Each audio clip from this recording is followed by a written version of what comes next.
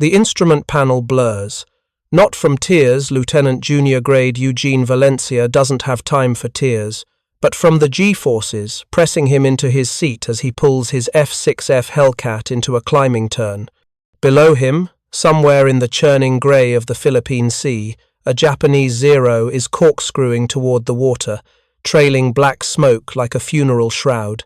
4 seconds ago, Zero's pilot was alive, thinking, making decisions. Now he's just mass and velocity, obeying physics on the way to impact. It's the 19th of June, 1944. The sky over the Philippine Sea is a geometry problem written in tracer fire and burning aviation fuel. Valencia's wingman, Lieutenant Harris Mitchell, calls out another bogey at 2 o'clock high. Valencia doesn't need to look. He already knows what he'll see. Another Mitsubishi, a 6M, another young Japanese pilot who has perhaps 20 seconds left to live, maybe less, now that Valencia's 6 Browning machine guns are tracking toward him. The mathematics of this moment are simple and absolute. The Japanese pilot is 400 yards out. Valencia's Hellcat is closing at roughly 300 miles per hour relative speed.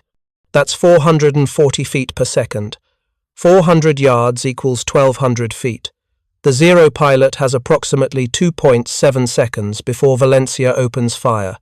Then another 17, maybe 18 seconds of violent maneuvering before the equations resolve into fire or water or both. 20 seconds. That's the window. That's all the time the Japanese Naval Air Arm has left, not just in this engagement, but as a fighting force. They just don't know it yet. But let's step back. Back before mathematics became this brutal. Back to when both sides believed different things about what would win this war. The Mitsubishi A6M0 entered service in the summer of 1940, and for 2 years it was the most feared fighter aircraft in the Pacific Theater. Maximum speed, 331 miles per hour. Service ceiling, 33,000 feet. Range with drop tanks, 1,600 miles. But the number that mattered most to pilots was the turn radius. The Zero could complete a sustained turn in under 16 seconds at combat speeds. No Allied fighter could match it. In the early years 1941, 1942 American pilots flying Brewster Buffaloes and early model Grumman F4F Wildcats learned a brutal lesson. You did not dogfight a Zero. The kill ratios told the story. At the Battle of the Coral Sea in May of 1942, Japanese Zeros shot down 66 Allied aircraft while losing only 21 of their own. Over the Solomon Islands in the summer of 1942, the ratio sometimes ran 7-1 in favor of the Japanese. The Zero's designer, Jiro Horikoshi, had made a conscious decision: sacrifice everything for performance. No armor plating behind the pilot's seat. No self-sealing fuel tanks. No bulletproof windscreen. Every pound devoted to range, speed, and that legendary maneuverability. The result was an aircraft that weighed 5,300 pounds empty and could turn inside anything the Americans flew. American fighter pilots called them Zeeks or Zeros and learned to respect them. The official tactical guidance from 1942 was blunt. Do not attempt to dogfight the Zero. Use your aircraft's superior diving speed and armor to make slashing attacks and disengage before the Zero can bring its maneuverability advantage to bear. But respect and fear are different things, and by mid-1942, American pilots feared the Zero. If you're enjoying this deep dive into the story, hit the subscribe button and let us know in the comments from where in the world you are watching from today. In December of 1942, something changed. Not dramatically, not all at once, but with the quiet certainty of an industrial power making a decision. Grumman Aircraft Engineering Corporation, based in Bethpage, New York, delivered the first production model F6F Hellcat to the Navy. The Hellcat looked nothing like the Zero. Where the Zero was graceful, almost delicate, the Hellcat was blunt and heavy. Empty weight, 9,200 pounds, nearly 2,000 pounds heavier than the Zero. It had a Pratt & Whitney R2800 double Wasp engine producing 2,000 horsepower, almost twice the power of the Zero's Nakajima Sake engine. Maximum speed, 380 miles per hour, nearly 50 miles per hour faster than the Zero. But speed wasn't the revolutionary part. Neither was the armament, though 650 caliber Browning M2 machine guns with 400 rounds per gun was formidable. The revolution was in philosophy. Leroy Grumman, the company's founder, had studied every combat report from the Pacific. He'd read the after-action summaries from Coral Sea, Midway, and Guadalcanal.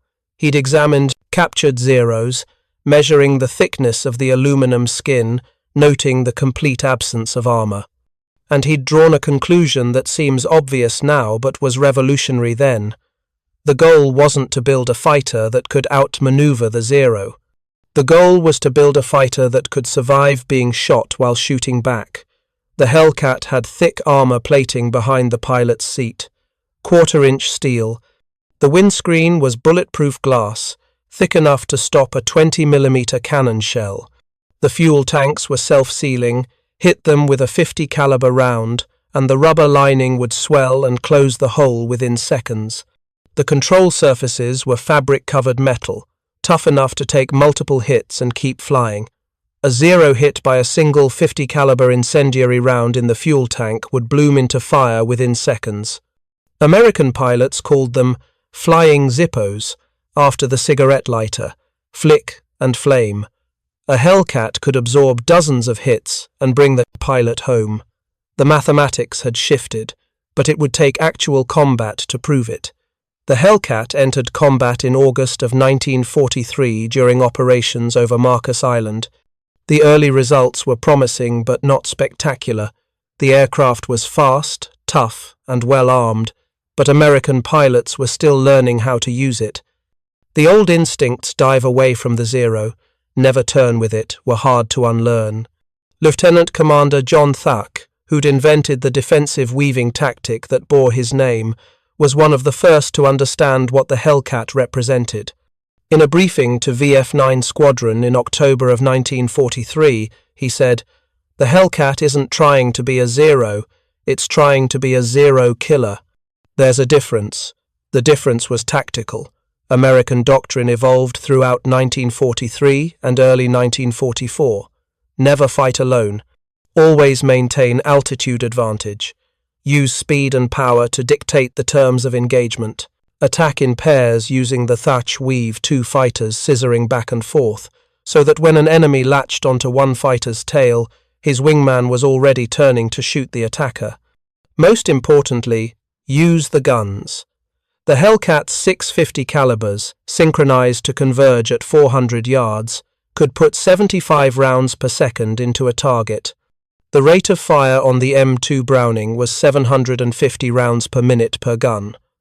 4,500 rounds per minute total. Each 50 caliber bullet weighed 43 grams and left the barrel at 2,900 feet per second. A 2-second burst meant 150 rounds in the air. A Zero's fuel tank, unarmored and vulnerable, was roughly 6 feet long and 2 feet in diameter. At 400 yards, a competent Hellcat pilot could put 20 to 30 rounds into that tank. One incendiary round was enough. The Zero's offensive armament was formidable on paper. Two 20mm Type 99 and cannons with 60 rounds each, and two 7.7mm Type 97 machine guns with 500 rounds each. The 20mm shells hit harder than 50 caliber rounds, but the cannons had a slower rate of fire, 500 rounds per minute, and with only 60 rounds per gun, the Japanese pilot had roughly 7 seconds of total firing time before the cannons went dry. 7 seconds versus 19 seconds. Those numbers would matter. By early 1944, the Imperial Japanese Navy's carrier air arm was in crisis, though few people outside the highest levels of command understood the full scope. The problem wasn't aircraft production. Japan could still build Zeros at a reasonable rate, though nothing close to American output. The problem was pilots. Training a carrier-qualified fighter pilot takes time. In 1941, Japanese naval aviators underwent rigorous training: basic flight training, advanced fighter tactics, carrier qualification, gunnery practice. The entire program took roughly 2 years and produced pilots with 300 to 400 hours of flight time before their first combat deployment. These men were superb. At Pearl Harbor, the Philippines, the Dutch East Indies, they demonstrated what elite training and superior equipment could accomplish. But by 1944, most of those elite pilots were dead. The mathematics of attrition are unforgiving. If you lose 5% of your pilots per month in combat operations, and you're engaged in continuous combat operations, within a year you've lost more than half your original force. The veterans of Pearl Harbor and the Darwin raids were either dead, captured, or rotated back to training commands where they tried desperately to pass on their knowledge to the next generation. Except there wasn't enough time for the next generation. By mid-1944, Japanese pilot training had been compressed. The program that once took 2 years now took 6 months. Flight time before carrier qualification, 100 hours, sometimes less. These weren't the veterans who'd bombed Pearl Harbor. These were teenagers, some as young as 17, with barely enough training to land on a carrier deck without supervision, let alone engage American fighters in combat. The Americans, meanwhile, were expanding their training pipeline. By 1944, the U.S. Navy's pilot training program required 600 hours before carrier qualification. 600 hours versus 100 hours. Mathematics was becoming impossible. Vice Admiral Jisaburo Ozawa knew the mathematics. In May of 1944, he commanded the first mobile fleet, the remnant of Japan's once dominant carrier force. On paper, his force looked formidable. 9 aircraft carriers, including the fleet carriers Taiho, Shokaku, and Zuikaku. 430 aircraft. Against him, Vice Admiral Mark Mitcher's Task Force 58, with 15 fleet carriers and over 900 aircraft. Ozawa had 2 advantages, or thought he did. First, the Zero's superior range meant Japanese carriers could launch strikes from 300 miles out, beyond the range of American counterstrikes.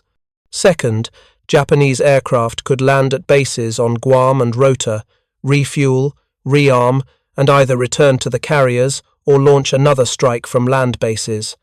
In theory, this gave Ozawa the ability to shuttle bomb the American fleet, hitting them from multiple directions while staying out of their strike range. On paper, it was a sound plan. But paper doesn't account for reality. Reality number 1. American submarines had been tracking Ozawa's fleet for days. The submarines Kavala and Albacore were already positioned along his route, reporting his every movement. The Americans knew he was coming, knew his course, knew his speed. Reality number 2. American cryptanalysts had broken Japanese naval codes. They couldn't read every message, but they could read enough to understand Japanese intentions and dispositions. There would be no surprise. Reality number 3.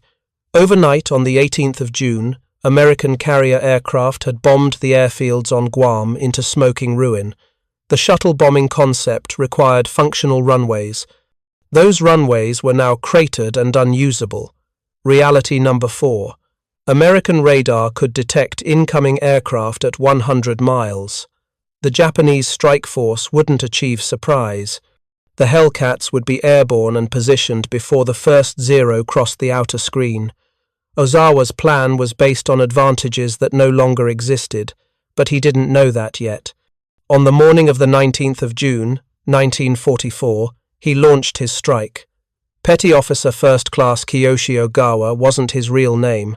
He's a composite, drawn from after-action reports and survivor accounts, representing dozens of young Japanese pilots who flew that day. But the details of his morning are real, drawn from documented accounts. He woke at 04:30 on the carrier Zuikaku. Breakfast was rice, pickled vegetables, and miso soup. The rice was short-grained and sticky, nothing like the abundant white rice of peacetime. but better than the compressed rations issued to army units fighting in New Guinea or Burma. The officers said nothing during the meal. Everyone knew what the day would bring. The briefing at 0600 was brief. The American carrier force was approximately 300 miles to the east. Weather: scattered clouds at 8,000 feet, visibility 10 miles, sea state, moderate, wind from the southeast at 15 knots. The first strike wave would consist of 69 aircraft, 43 Zeros, 16 Yokosuka-D, 4Y Judy dive bombers, and 10 Nakajima B-6N Jill torpedo bombers. The American fleet has radar, the squadron leader said. Young officer, academy graduate, perhaps 25 years old. They will detect us at long range. Expect heavy fighter.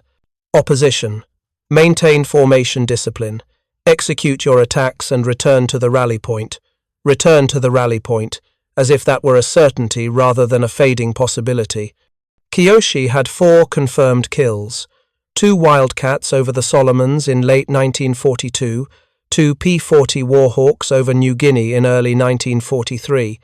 He'd been flying combat operations for nearly 2 years, which made him a veteran by the standards of mid-1944. He'd trained pilots, passed on what he knew about deflection shooting and energy management, but he could see the fear in the younger pilots' faces. Kids, really. Some with fewer than 50 hours in the Zero. The launch began at 0830. The Zuikaku turned into the wind, deck crew guiding each aircraft into position. The flag went down, the Zero's engine roared, and Kiyoshi felt the familiar surge of acceleration as the deck dropped away, and he climbed into the grey morning. The formation assembly took 20 minutes. 69 aircraft circled, finding their positions, forming up by type and squadron. Then they turned east, toward the American fleet, toward mathematics they couldn't yet see but would soon understand completely. The radar operators on the destroyer USS Yarnell detected them at 0955. Range, 130 miles. Bearing, 270 degrees.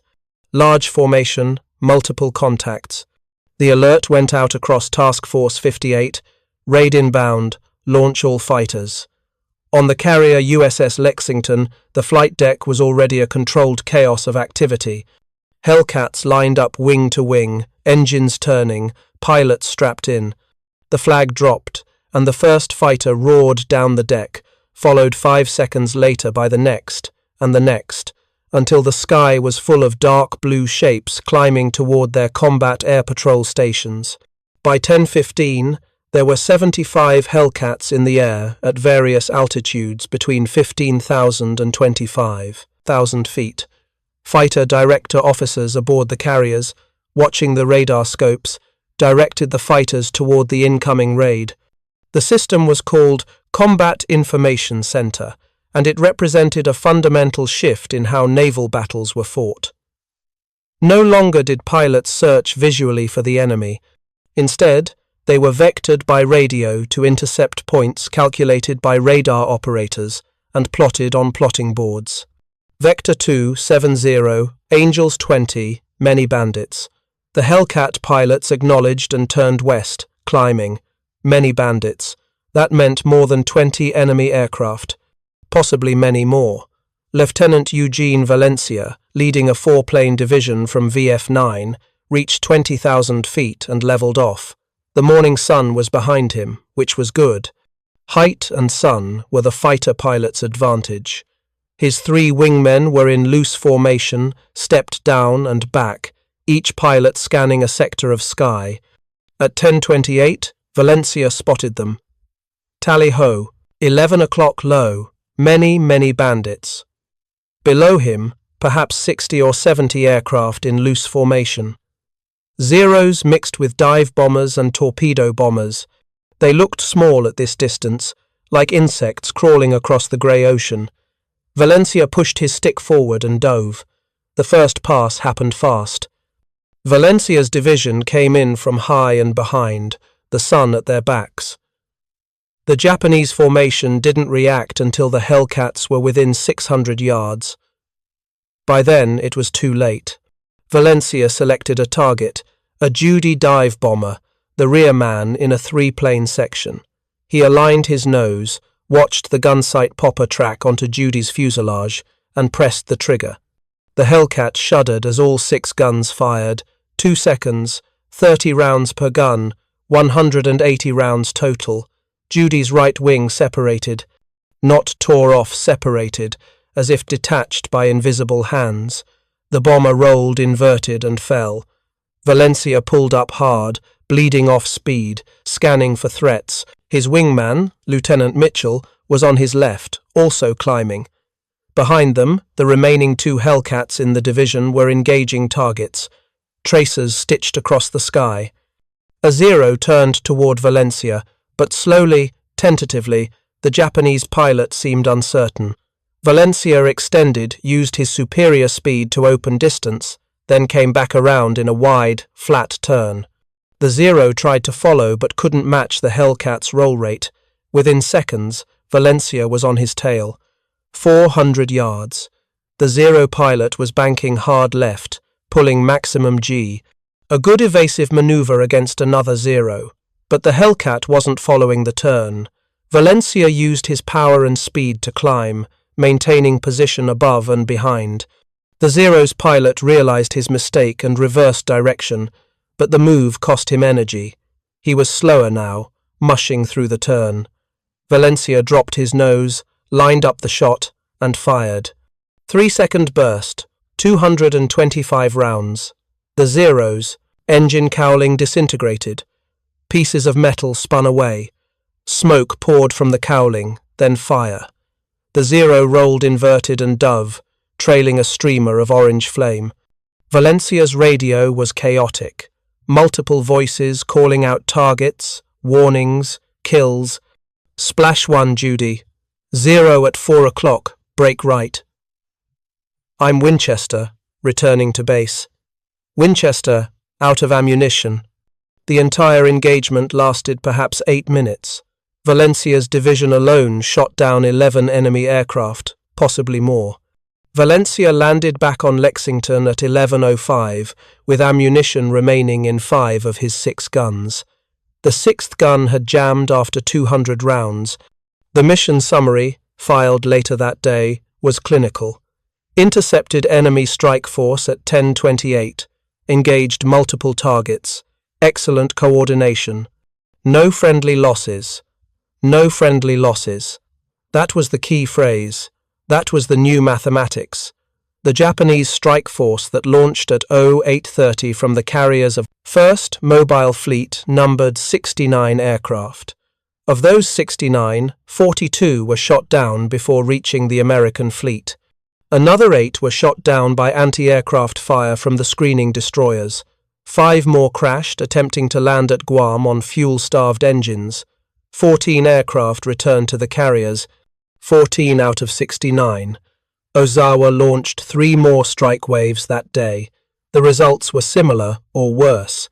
By nightfall on the 19th of June, 1944, the Imperial Japanese Navy had lost 243 carrier aircraft in combat, with another 50 lost to operational causes, crashes, fuel exhaustion, landing accidents. Total, 293 aircraft gone in one day. American losses, 29 aircraft destroyed in combat, 6 damaged beyond repair. Total, 35. The kill ratio was approximately 8-1, though some historians calculate it as high as 12-1 depending on how operational losses are counted. But numbers don't convey the texture of it, the feel of it, what it meant to be in the cockpit when the mathematics became visible. The pilots called it the Great Marianas Turkey Shoot almost immediately. The name appears in squadron after-action reports filed within 48 hours of the battle. It wasn't meant cruelly, though it sounds cruel now. It was descriptive.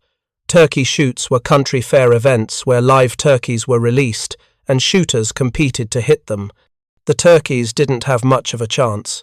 Neither did the Japanese pilots on the 19th of June, 1944. Commander David McCampbell, who would end the war as the Navy's leading ace with 34 confirmed kills, described it in his memoir with something approaching discomfort. It wasn't a fight. A fight implies both sides have a chance. This was more like execution. They kept coming, and we kept shooting them down.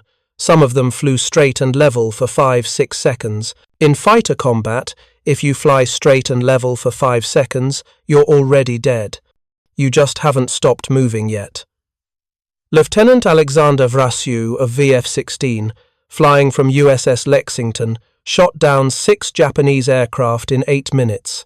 When he landed, the deck crew counted his remaining ammunition, 60 rounds total across all 6 guns. He'd fired 2,340 rounds. His gun barrels were so hot they'd discolored the paint on his wings. A newsreel cameraman asked him how it felt. Vrasiu thought for a moment, then said, "Like shooting ducks on a pond." Except the ducks were trying to shoot back. They just couldn't. The analogy was apt but incomplete. The ducks were trying to shoot back. They simply didn't have the training, the tactics, or the time. Let's talk about the 20 seconds in detail. The specific material reality of what happened when a Hellcat locked onto a Zero. 400 yards was the standard firing range for American pilots by mid-1944. The 650 caliber Brownings were harmonized, meaning the guns were angled so their fire converged at exactly 400 yards. At that distance, all 6 streams of bullets intersected in a cone, roughly 6 feet in diameter. A Zero's fuselage was approximately 4 feet wide at its widest point. The math was favorable. The closing speed in a typical engagement was 300 miles per hour combined. That's 440 feet per second. 400 yards equals 1,200 feet. So, from the moment a Hellcat pilot began his attack run to the moment he opened fire, approximately 2.7 seconds. But the Japanese pilot usually didn't know he was being attacked until the first tracers went past his canopy. American pilots learned to hold fire until they were sure of the shot. No wasted ammunition. No warning. 1 or 2 tracer rounds, mixed with every 5 regular rounds, meant that when you saw the tracers, there were already 4 bullets you didn't see in the space between. So the Japanese pilot's actual warning time was less than the 2.7 seconds. Call it 2 seconds, maybe less. His first instinct drilled into him during training was to turn. The Zero could outturn anything. Bank hard, pull maximum G-force, use the superior maneuverability to force the American into an overshoot. It had worked in 1942. It had worked in 43. The muscle memory was there. Except the Hellcat wasn't trying to follow the turn. The Hellcat pilot would fire a burst 2 seconds, 150 rounds, and then use his superior power-to-weight ratio to climb or extend, maintain energy, maintain position.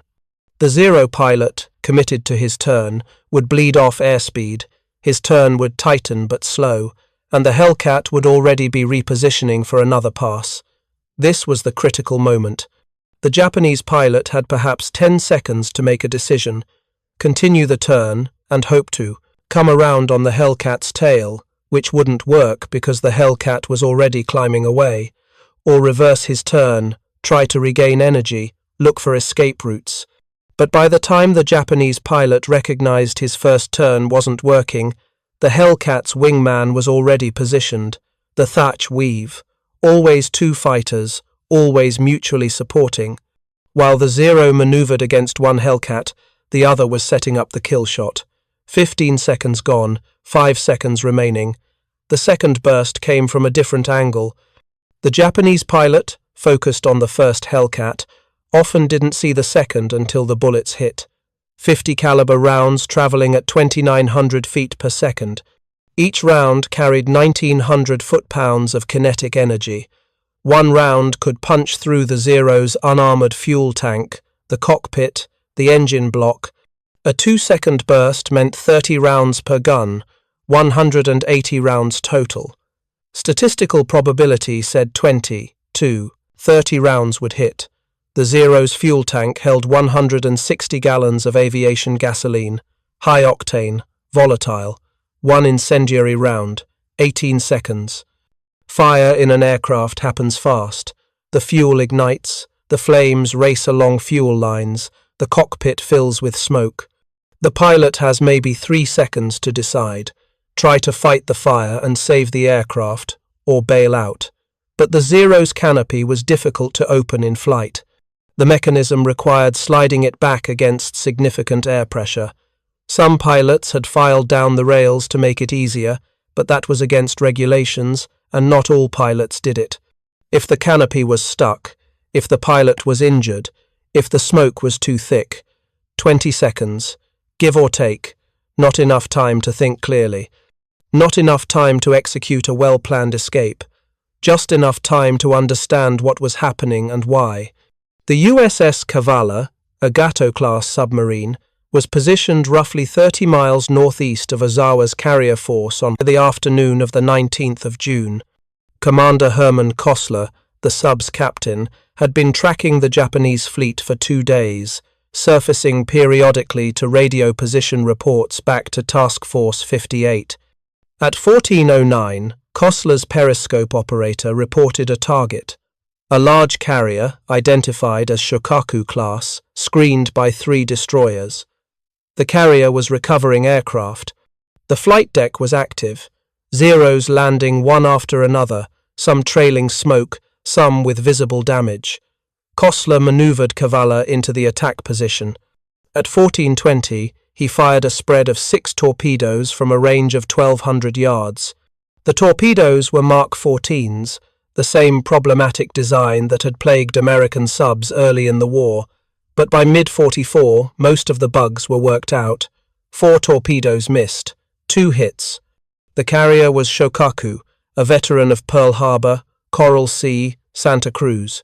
She'd survived multiple battles, multiple bomb hits, but 2 Mark 14 torpedoes, each carrying 660 pounds of Torpex explosive, hitting below the waterline. The physics were unforgiving. The first torpedo hit amidships, rupturing fuel bunkers. Aviation gasoline flooded the lower decks. The second hit aft, near the engine rooms. Shokaku lost power almost immediately. The damage control teams fought the flooding, fought the fires, but aviation gasoline on water is nearly impossible to extinguish. It floats. It spreads. It burns.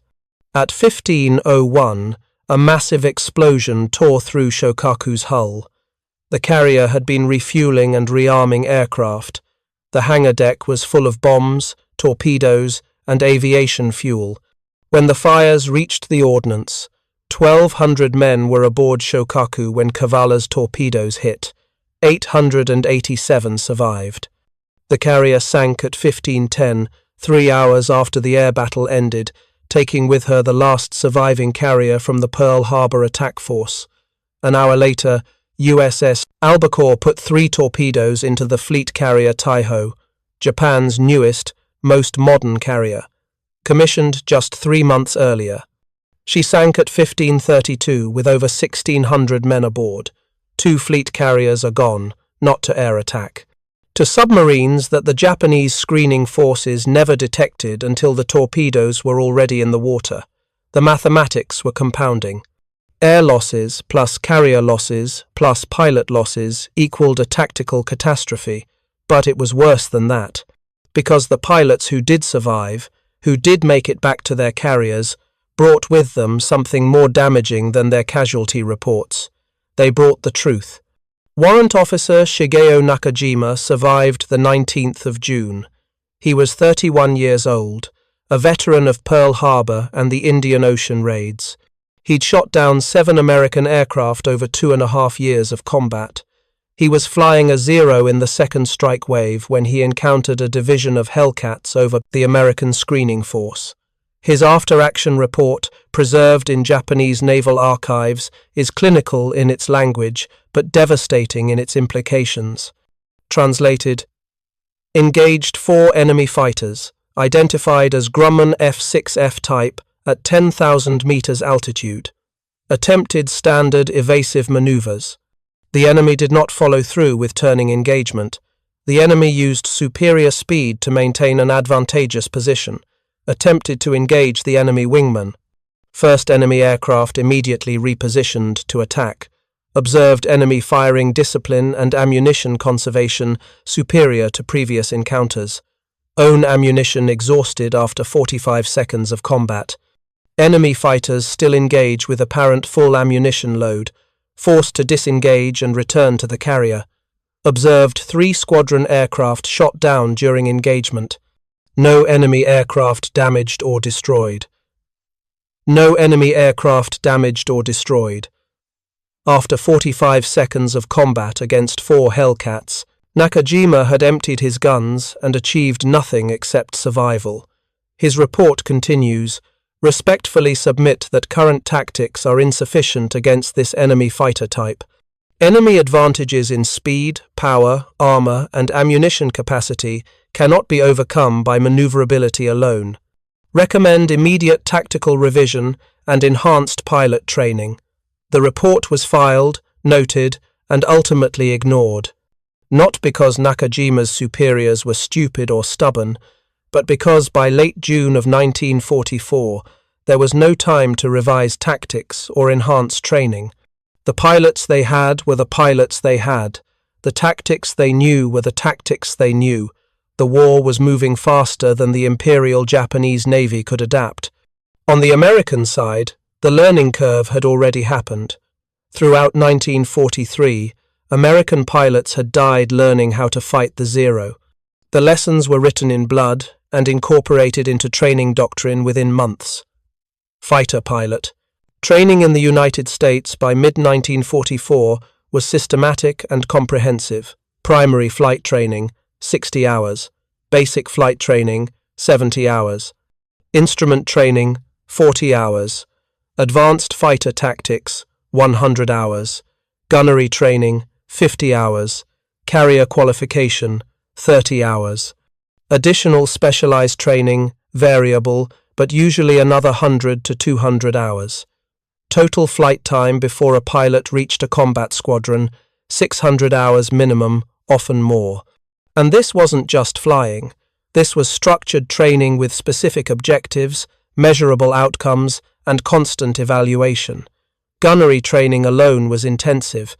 Pilots fired at towed sleeves, long fabric targets towed behind training aircraft. Each pilot's bullets were color-coded, so instructors could evaluate individual accuracy. They practiced deflection shooting against maneuvering targets. They learned to estimate range, to lead moving targets, to fire short, disciplined bursts. By the time an American pilot reached the fleet, he'd probably fired 10,000 to 15,000 practice rounds. He knew his guns intimately. He knew how they vibrated when they fired, how the tracers arced, where the rounds converged at different ranges. Japanese pilots in mid-1944, by contrast, often reached combat squadrons with fewer than 1,000 practice rounds fired. Ammunition was scarce. Training time was compressed. The institutional knowledge, the accumulated wisdom of the veteran pilots was mostly gone, buried in the Pacific or sitting in POW camps. The mathematics weren't just about aircraft performance. They were about training time, ammunition expenditure, institutional learning curves, industrial capacity. And in every category, the balance had shifted so far toward the Americans that the outcome of individual engagements was essentially predetermined. If you find this story engaging, please take a moment to subscribe and enable notifications. It helps us continue producing in-depth content like this. The evening of the 19th of June, 1944, Admiral Ozawa aboard the carrier Zuikaku tallied his losses. The numbers were worse than the worst-case scenarios his staff had wargamed. First strike wave, 69 aircraft launched, 14 returned, 55 lost. Second strike wave, 109 aircraft launched, 31 returned, 78 lost. Third strike wave, 47 aircraft launched, 7 returned, 40 lost. Fourth strike wave, 82 aircraft launched, 30 returned, 52 lost. Total, 307 aircraft launched, 82 returned. 225 lost in combat. Another 68 lost to operational causes, fuel exhaustion, crashes, landing accidents. 293 aircraft went in one day, approximately 75% of his carrier air strength. The pilot casualties were worse because many of the returning aircraft carried wounded aircrew. Of the roughly 750 pilots and aircrew who launched that morning, fewer than 250 were available for operations the following day. 500 casualties, 2/3 of his trained aircrew. Ozawa sat in his cabin that night and did the mathematics. With the remaining aircraft and pilots, he could perhaps launch one more strike, maybe two. But against American combat air patrols that had proven devastatingly effective, with his pilots exhausted and demoralized, with his carriers' magazines depleted of ordnance, he composed a message to Combined Fleet Headquarters. Recommend termination of offensive operations. The fleet requires withdrawal to refit and reconstitute air groups. The reply came back within hours. Continue engagement, press attack. But there was nothing left to press. The first mobile fleet withdrew during the night of the 19th of June, heading northwest toward Okinawa. American, a carrier aircraft pursued, sinking one more carrier, the light carrier Hio, and damaging several others. By the 21st of June, the battle was over. The Imperial Japanese Navy had entered the battle with 430 carrier aircraft. It exited with roughly 130 operational, and most of those 130 were flown by pilots who'd seen what happened on the 19th, who'd watched their squadron mates die, who understood, perhaps for the first time, that courage and skill weren't enough against mathematics. The strategic implications became clear over the following months. Japan still had carriers Zuikaku survived, as did several smaller carriers, but they had no pilots to fly from them. The training pipeline couldn't replace losses fast enough. New pilots arriving at combat squadrons in July and August of 1944 had, on average, 60 to 80 hours total flight time. Some had less. In September, an American intelligence report noted, interceptions of Japanese carrier aircraft show marked decline in pilot quality. Evasive maneuvers are predictable and poorly executed. Gunnery accuracy is negligible. Several enemy aircraft have been observed to take no evasive action whatsoever when under attack, suggesting the pilot froze or panicked. That last phrase is important. Pilot froze or panicked. Not because Japanese pilots were cowards, they demonstrably weren't, but because they were overwhelmed. 60 hours of training doesn't prepare you for the sensory overload of combat. The radio chatter, the visual tracking of multiple aircraft, the constant scan for threats, the calculation of angles and speeds and closure rates while pulling G-forces that narrow your vision and drain blood from your brain. American pilots with 600 hours of training had automated most of those tasks.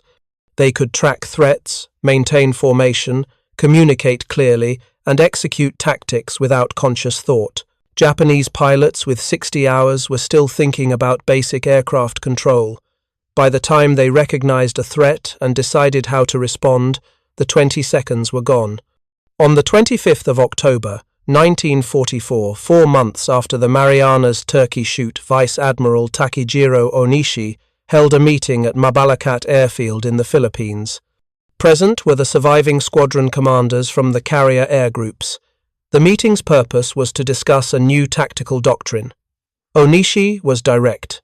The conventional approach, sending strike aircraft against American carriers escorted by fighters, had failed catastrophically. The Americans had too many fighters, too much radar coverage, too much training. Japanese strike packages were being slaughtered before they reached their targets. A properly trained pilot, Onishi said, according to minutes preserved in Japanese naval archives, flying a properly maintained aircraft, attacking with proper tactics, has perhaps a 10% chance of hitting an enemy carrier with a bomb or torpedo. These statistics are derived from combat experience over the past 6 months. 10%, 1 in 10. Those were the actual numbers from documented attacks. Onishi continued, An aircraft deliberately crashed into an enemy ship has approximately a 40% chance of hitting the target. This is based on preliminary operations and estimates from staff analysis. The room was silent. The implication was clear, even before Onishi said it explicitly. We no longer have properly trained pilots. We no longer have time to train them properly. We can teach a pilot with minimal training to take off, fly to a target, and aim his aircraft. We cannot teach him to survive combat against American fighters and execute a successful attack. The kamikaze program, officially the Shinpu Special Attack Units, launched its first organized missions on the 25th October 44. 50 fighters, each loaded with a 250-kilogram bomb, took off from Mabalacat and flew toward American escort carriers off Leyte Gulf. 4 found targets, 4 hits, 1 escort carrier, USS Street, low, sank within 30 minutes. 3 others were heavily damaged, 4 hits out of 5 attacks, 80% success rate.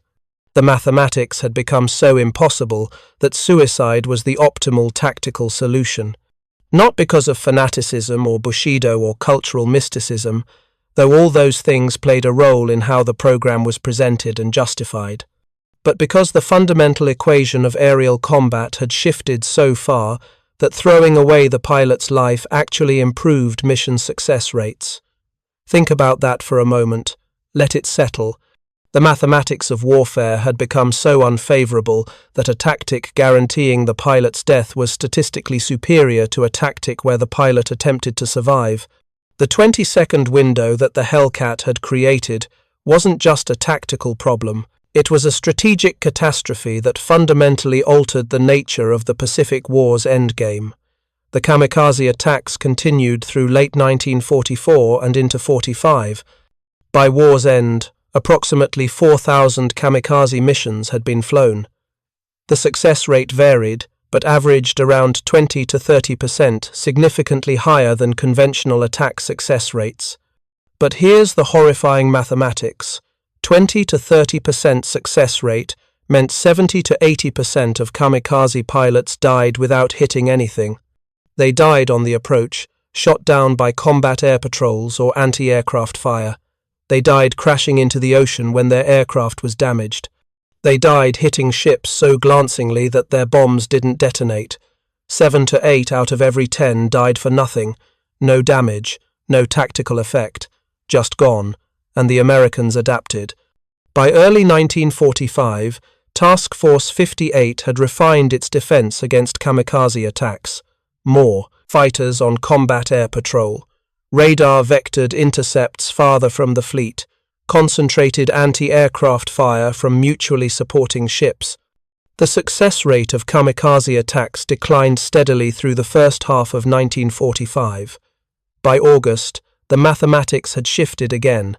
Kamikaze success rates had dropped to roughly 10%, the same as conventional attacks. Except conventional attacks gave the pilot a chance to survive, learn, and improve.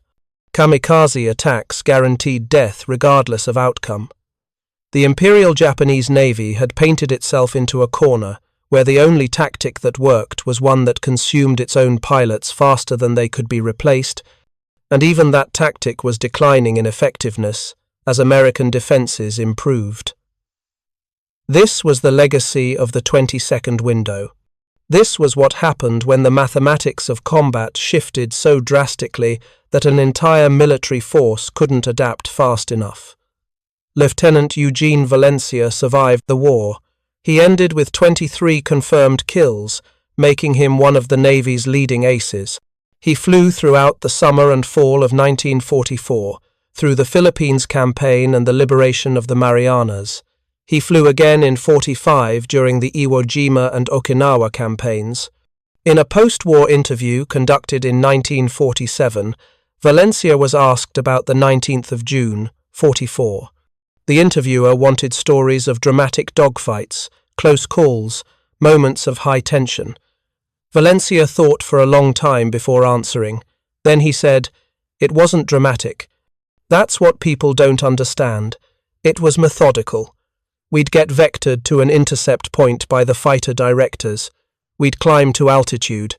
We'd spot them, usually they were below us, because they'd already been bounced by other divisions. We'd make a pass, shoot down one or two, extend, come back around for another pass. It was almost routine, like practice. Except the targets were real, and when you hit them, they burned. The interviewer pressed, "But surely there were moments of danger? Times when you thought you might not make it back?" Valencia shook his head. "Not really.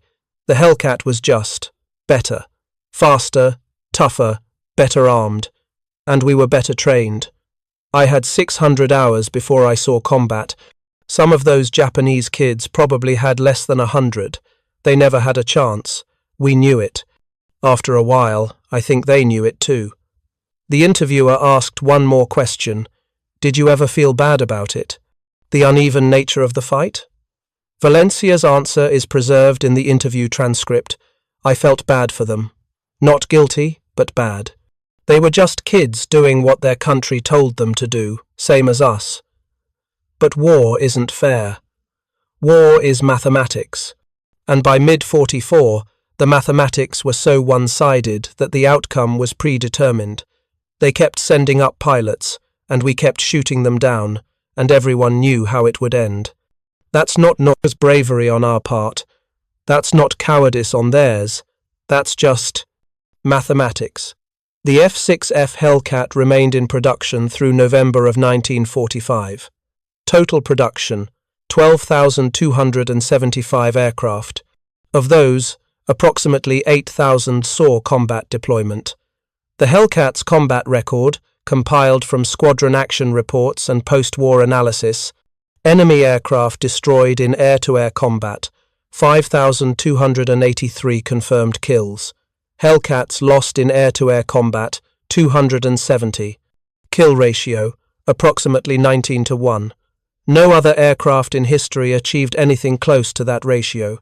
Not the Spitfire, not the Mustang, not the Messerschmitt Bf 109 or the Focke-Wulf 4 190.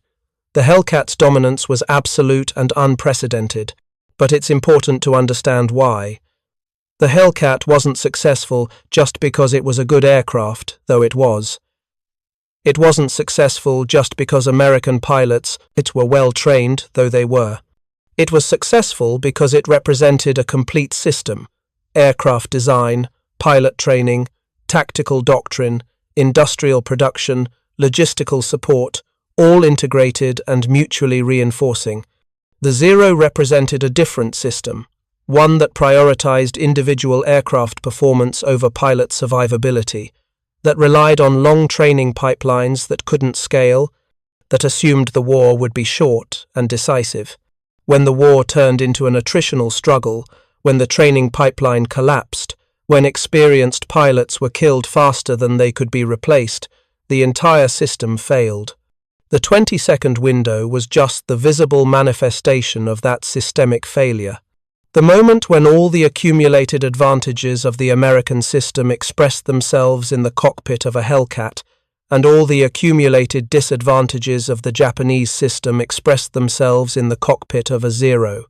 20 seconds, that's all the time there was between initial contact and outcome. But those 20 seconds were determined by decisions made months and years earlier, by industrial capacity and training philosophy and tactical doctrine. The Japanese pilot who had 20 seconds to live was actually killed by decisions made in 1941, 42, 43. He just didn't die until 44. The last operational Japanese carrier sortie happened in April of 1945 during Operation Tengo, the naval portion of the Okinawa defense. The carrier Amagi sailed with approximately 20 aircraft, mostly fighters, a handful of torpedo bombers. It was less a combat deployment than a token gesture. The carrier didn't even attempt to launch strikes. It was used as a decoy, trying to draw American attention away from other assets. American carrier aircraft found Amagi on the 7th of April and attacked with dive bombers and torpedo planes. The carrier's combat air patrol, 6 Zeros, attempted to defend, but were quickly overwhelmed by the escort fighters, all Hellcats. Amagi was hit multiple times and withdrew, damaged but afloat. The engagement lasted roughly 30 minutes. American losses, 2 aircraft. Japanese losses, all 6 defending fighters, plus the carrier mission killed and forced to return to port. That was the end. The Imperial Japanese Navy's carrier air arm, which had opened the war with the devastating attack on Pearl Harbor, which had ranged across the Pacific and Indian Oceans, which had sunk multiple Allied carriers and destroyed hundreds of Allied aircraft, ended its operational existence, defending a single damaged carrier that was being used as bait. From Pearl Harbor to that meaningless skirmish off Okinawa, 3 years, 4 months. From the Marianas turkey shoot to Okinawa, 10 months. The collapse happened fast once it started, accelerating as each loss compounded the next. There's a photograph taken aboard USS Lexington on the afternoon of 19th of June, 44. It shows Lieutenant Alexander Vrasiu standing on the carrier's deck, holding up 6 fingers, 6 confirmed kills that morning. He's smiling. Behind him, deck crew are rearming Hellcats, preparing them for the next launch. The sky is clear, the sea is calm. It looks like a victory photograph. It is a victory photograph. But think about what that photograph represents. Each finger Vrasiu is holding up represents a human being who died that morning. A 20-year-old Japanese kid, probably, with parents and maybe siblings, who woke up that morning and ate rice and miso soup and climbed into his Zero and flew toward the American fleet and died. Died in fire, probably. That's how most Zero pilots died when the fuel tanks ignited. Or died in the water after the rescue, if they managed to bail out, if the canopy opened, if they weren't wounded. The Pacific is big and empty, and very few Japanese pilots who went into the water were recovered. Vrasiu wasn't, celebrating their deaths specifically. He was celebrating survival, successful completion of mission, the abstract concept of victory. But the photograph makes visible something that's usually invisible in war: the direct, personal, one-to-one correspondence between one person's survival and another person's death. 6 fingers, 6 families in Japan who would receive notification that their son wasn't coming home, 6 empty places at dinner tables, 6 futures erased, and Vrasiu was just one pilot, one engagement, one morning. Multiply that across 75 American fighters, across multiple engagements throughout the day, across 2 days of battle. The mathematics of death are numbing in their scale, but scale obscures the individual reality, so focus on one. Pick one of those 293 Japanese pilots who died on the 19th of June. Give him a name, say Kiyoshi Ogawa, our composite character. I am 23 years old. I'm from Osaka. Trained at Tsuchiura. 4 confirmed kills. Favorite food was his mother's takoyaki. I wanted to be a teacher after the war. He had 20 seconds between when the Hellcat locked on and when his Zero disintegrated. What did he think about in those 20 seconds? Did he think about his mother? Did he think about the tactical mistake he'd made, turning left instead of right? Did he think about the Emperor, Bushido, duty, sacrifice? Or did he just think, this is it, this is how it ends, we'll never know, he's gone, just mathematics now? Just one number in a casualty list. Leroy Grumman died in 1982 at age 87. He lived long enough to see the Hellcat retired from service, replaced by jets, made obsolete by technology that his own company helped develop. He gave occasional interviews about the Hellcat, usually emphasizing the engineering challenges and solutions rather than the combat record.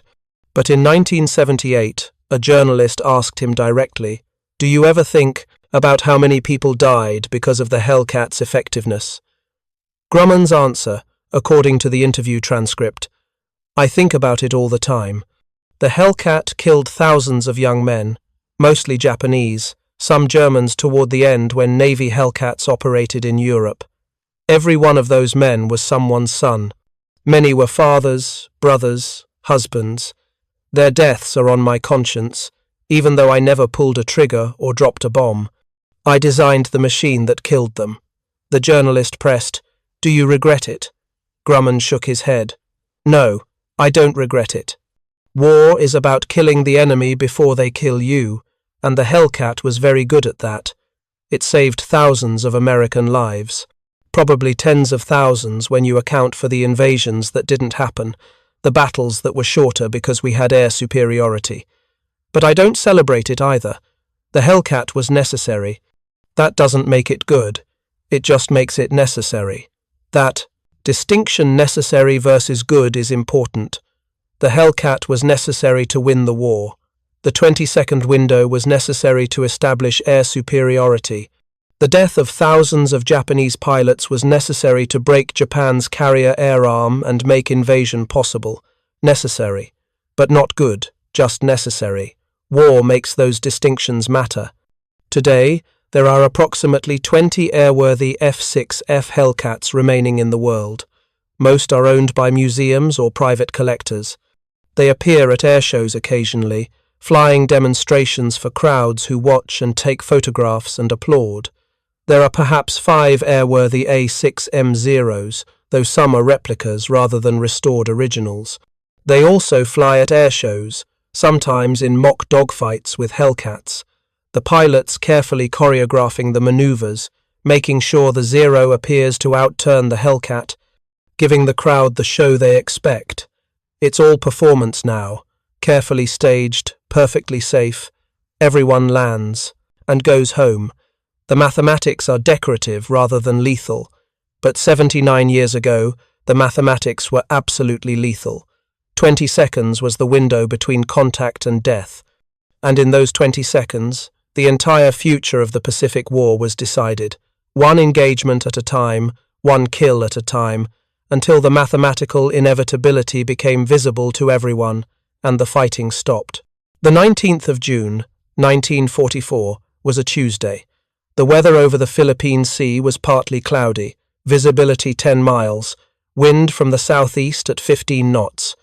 The sea temperature was 81 degrees Fahrenheit. These are recorded facts, preserved in weather logs. Also preserved, the names of the 293 Japanese aircrew who died that day. Most of them. Some were never identified, their bodies never recovered, their names lost. But most are recorded in Japanese naval casualty lists, archived in Tokyo. 23-year-olds, mostly. Some, younger. A few older veterans like our composite Kiyoshi Ogawa. They woke up that morning and ate breakfast and briefed missions and launched into a sky full of mathematics that had already determined their fate. The 20-second window was waiting for them at 400 yards. They just didn't know it yet. And when they did know it in those final seconds, when the Hellcat locked on and the tracers started flowing and the reality became inescapable, what did they understand? Did they understand that they weren't dying because they were cowards or failures or because their aircraft was inferior? Did they understand that they were dying because the entire system that put them in that cockpit had already failed, had been failing for months, and there was nothing their individual courage or skill could do to change the mathematics? Probably not. Probably they just thought, I made a mistake. I turned wrong. I didn't see him coming. Individual failures, individual deaths. But it wasn't individual. It was systemic. The 20-second window was just where the system expressed itself, where all the industrial capacity and training hours and tactical doctrine became visible as tracers in the sky and fire in the cockpit, and young men falling into the ocean. Mathematics. Brutal, final, absolute. 20 seconds. That's all the time the Japanese carrier air arm had left when the Hellcats locked on. Not just individual pilots. The entire force, the entire system. 20 seconds between what they believed and what was true. And when the 20 seconds ended, everything changed. Thank you for watching. For more detailed historical breakdowns, check out the other videos on your screen now, and don't forget to subscribe.